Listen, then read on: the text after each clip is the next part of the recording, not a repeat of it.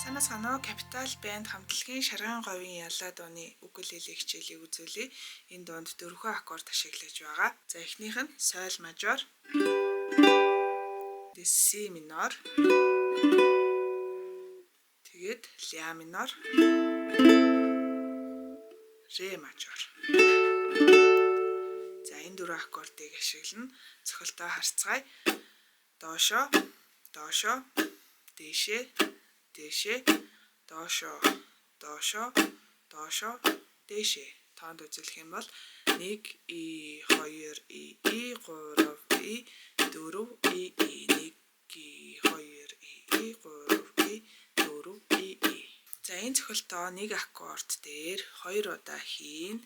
Тэгээд саяныхаа 4 аккордыг тойруулаад явна. За соль мажороос эхэлнэ.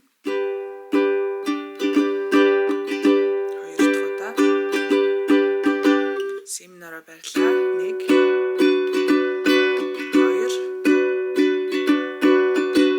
ля минор 1 2 удаа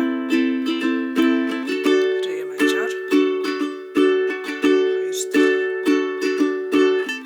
За тэгэл ингээд ихнээсээ давтаа явна.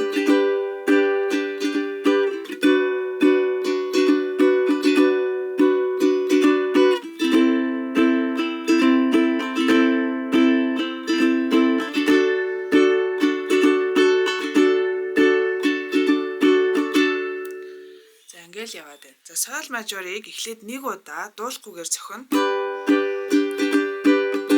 Тэгээд хоёр дахь удаагийн цохилт дээрээс дуугаа эхэлнэ. Нэг хоосон цохилоо. Хоёр дахь цохилтын доошоо цохилт дээрээс заахан нууны замын дундуур гарц гэж орж ирнэ гэсэн үг. Тэгээд си минор руу хайн эхний цохилтанд. Тэгээд хоёр дахь цохилт дээрээс нь хоёр дахь мөр орчихно гэсэн үг. Зөөлөн сэлэх нурын шимээ. Ля минор ч гэсэн адилхан. Эхний цохилт дээр хоёр дахь мөрийн сүүлийн үг, тэгээд хоёр дахь цохилт дээр нь гурав дахь мөрийн эхний үг гэдээ явна гэсэн үг. За ерөнхийдөө л нэг аккорд дээр 2 цохилтгээ яваад хахад таарах хэвээр. За эхнээс нь хэдүүлээ жишээ олгоод болоод үзье.